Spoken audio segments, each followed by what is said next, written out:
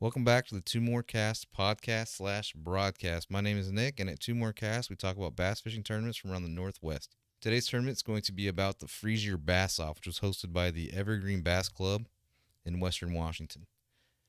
That was this last weekend, February, wow, February 17th at Lake Sammamish. It was also a Washington State Bass Federation's qualifying event. People that registered for both the Evergreen and the Washington State Bass Federation would receive points for both clubs. Would have a chance to qualify through the Washington State Bass Federation for the semifinals between Washington and Oregon. And the winner of that has the chance to go to Texas to fish in the national championships for the Bass Federation. The Bass Federation is on like a national level. There's lots of opportunities this last weekend for anglers that are interested in going to the nationals, right? You got to go to the semifinals first. So Oregon also has a state federation league. And we'll talk about that as their season comes up. They don't start until March. There's a tournament in March for those guys. So the Washington State Bass Federation consists of 9 bass fishing clubs and 10 qualifying tournaments. The top percentage competitors will qualify for the 2024 TBF National Semifinals, which will be held on September 28th, 29th on the Columbia River in Tri-Cities area. And the winner of the semifinals will compete in Texas for the TBF National Championship, which will be updated as the season progresses. So as this season continues, we'll talk about it. Who's going where, who's going what. It's pretty interesting stuff, actually. Like, I'm from the kayak background, so this bass boat stuff's kind of new to me. And then, like, the more I research, it's a lot of research, too, to understand, like, how this stuff all breaks down. There are so many clubs in Washington, and there's a couple bigger groups and a couple, like, local clubs. But it's really interesting how it breaks down. There's definitely a lot of opportunities if you're looking into getting into bass fishing. Like, there's a lot of opportunities in the state. As for the Freeze Your Bass Off, it was cold, windy. It's February. 53 teams did register for the event. And it was a good day of fishing. Lots of fish were, and the top 7 teams did catch their 5 fish limit. Lots of fish were caught, largemouth and smallmouth. It was pretty mixed this time compared to the January tournament. Travis Archer and Eric Erstad, they win a lot. I've been looking through the past of that, and they're a good team. They caught a 6.2 pound bass, and that was the big bass for the event. They would also finish the tournament in first place with a total of 21.4 pounds, over the 20 pound threshold. That is kind of crazy for a winter tournament, I believe. In my opinion, I'm not going out and catch 20-pound bags in February. I'm not even fishing in February. No, I'm literally coming back from hunting.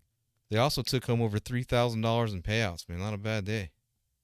And yeah, these guys have definitely won tournaments before. Eric Erstad, he actually fishes or has fished for the FLW. So these guys are good. They're Northwest. They're hammers. They're for sure. I look back at like stats and it's just wild.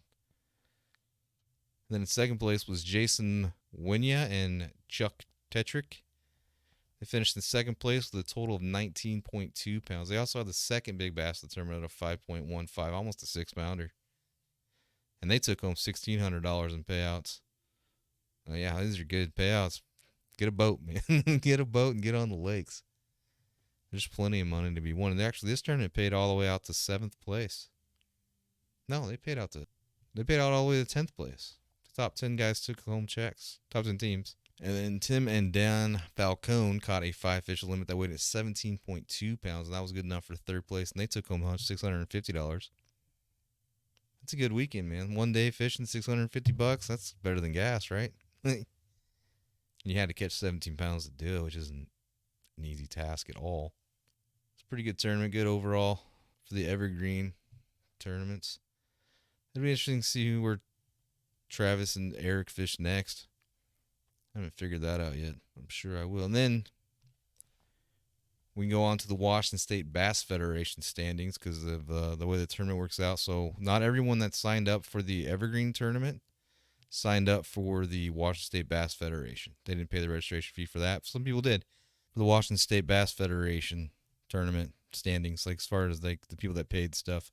So, yeah, Adrian Jimenez and Jose Alton, they took 4th place with a total of 16 pounds, 10 ounces. They weren't too far behind 3rd place at all. They also took a payout of $575.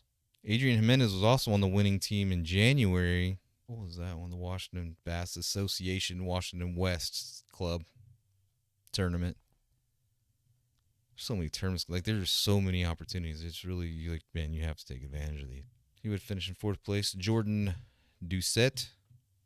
If I'm getting these names wrong, man, I'm sorry. It's not on purpose. I promise I'm trying. Jordan Doucette would finish second in the Federation tournament and would finish sixth place in the Evergreen Bass Club standings. And that was good enough for a $400 payout. Sixth place, $400. That's not bad at all. What was his weight? 3 pounds, 2 ounces is big fish. Total weight of 13 pounds even. 13 pounds even. It's not bad at all either. And then Lon Yeri of 98 points will be third place in the standings for the Bass Federation AY standings. Not a bad weekend. It's a good start, too, because this was the first qualifying event for the Washington State Bass Federation. So these guys are off to a good start. So the Washington State Bass Federation does allow you to be a boater or a co-angler for Angler of the Year points for the Bass Federation standings. So Lon Rearley, he was a co-angler. He would finish third for the Washington State Bass Federation standings, and he would finish in eighth place and take home $275 with his teammate David Dunn. And he was a co-angler, so co-anglers can also register for the State Federation points. And the next events for the Washington State Bass Federation will be on April 6th on Lake Washington. It'll be a Big Bass Team Open. So it'll be an open event. And then for the Evergreen Bass Club, their next tournament will be on March 16th at Spanaway Lake. That'll be a good one, too. Not a bad weekend. Lots of payouts, lots of opportunities to catch fish. There's lots of events coming up, too. Like the season is literally just kicking off. So if you have any interest at all in signing up for these tournaments, you can go to Two More Cast website, and we have links to the clubs and events that are they're dated and stuff, so you can see what's what and when, and get your schedule ready. And you can click the link and sign up for a membership with these clubs and get started for the month of March in Washington. Like I mentioned before, the Evergreen Bass Club, March 16th at Spanaway Lake. And then the American Bass Association Washington West has another tournament March 23rd on Lake Sammamish, which is where this Freeze Your Bass Off was just at the February 17th. So the fish are already biting. You don't want to miss that one either. March 23rd. And then in Oregon, you got the Umpqua Valley Bass Masters, March 16th, 10 Mile Lake. Then the Oregon Bass Federation and their coastal circuit starts on March 23rd, and that'll be at 10 Mile. And then Rogue Valley Bass Masters, March 23rd and 24th, would be again at Shasta Lake. I haven't seen any results from their tournament they had this last weekend. As soon as they post them, I'll get up to them. We'll update it. And that was also at Shasta Lake. The Columbia River Bass Masters, March 30th. That'll be on Hood River. And then the Emerald Bass Club, March 30th, will be at Lookout. That's all it said. I don't know where Lookout's at or anything like that, but it's happening. And then in Idaho, you got the Snake River Bass Masters, March 9th at CJ Strike. I believe it's a reservoir. Then you got Boise Bass Busters, March 16th. That'll also be at CJ Strike. Place is going to get hammered 2 weekends in a row. It's good stuff. And then the American Bass Association Idaho North will be March 23rd at Moses Lake, Washington. That's kind of crazy, huh? Idaho North fishing in Eastern Washington Lake to start off their season. That makes sense, though. I mean, North Idaho, Eastern Washington, like it's close. Idaho Bass Masters, March 30th will be their open event, and then the 31st at Brown will be a club event at Brownlee Reservoir. So an open event March 30th, open to anyone. March 31st, got to be a member. Sign up for those memberships. It's good, though. It's good for everyone that participates. And also, March begins for the kayak fishermen. Belongs their season-long tournament start in March. So they can finally get on the water and get all the yanks out. I'm sure right. They're ready to go. That's for Washington, Oregon, and Idaho, KF&W. Season-long. So those are fun. Like, they last until from March 1st to October 31st, maybe even a little later. No, some are September, some are October 31st. You got to pay attention, though. Look at the rules. I am the rules. I'm just the guy reporting what I find. And that's not a lot always. There wasn't very many pictures from this Freezer Bass Off event either.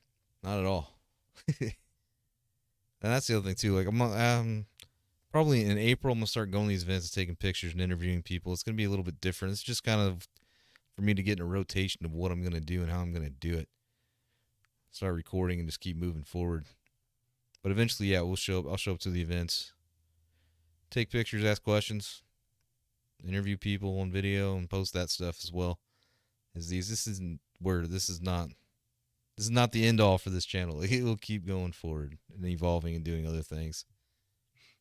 It's February. I'm not going out to the lakes, man. That's crazy. Maybe if I had a boat. Like, I don't have a boat. I don't have no reason to fish.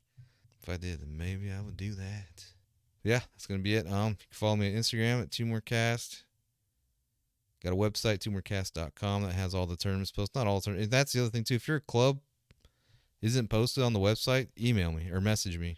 I'll get it, and I'll add it to the list. It's hard to find sometimes, because they don't always update the schedules as they say. Not all schedules appear where they should be appearing, I think. I don't know. I mean, not all the clubs. I don't know. There's so many clubs, it's hard to find them. Washington's not so bad because they all end up on the WDFW site. And Idaho's kind of the same way, where they have they have a page dedicated to bass fishing or fishing tournaments in general. So it's easier to find them. These aren't always that easy to find. But yeah, if you have any interest in fishing tournaments, the Northwest is definitely happening. It's crazy. It's growing quite considerably too, even with the gas prices and everything being the way they are. It's not slowing anybody down. That'll be it. So probably in this week there'll be another one. We'll talk about some other tournaments coming up.